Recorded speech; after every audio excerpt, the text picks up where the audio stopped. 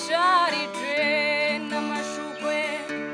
rabana inyoni zitarima zirabayeho rabana amafi yo mu nyanja arabayeho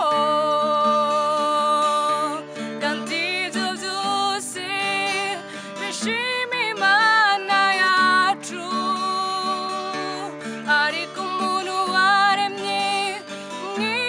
ishusho yawe akiganyira amaganya akamwuzura akibagira amaganya akamwuzura umwami Yesu ndahinduka buta amaso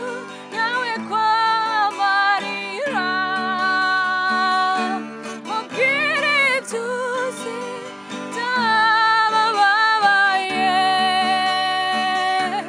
atuba hafi kurusha umwambaro twambaye atuba hafi kurusha umwambaro twambaye atuba hafi kurusha umwambaro twambaye atuba hafi atuba hafi kurusha umwambaro twambaye atuba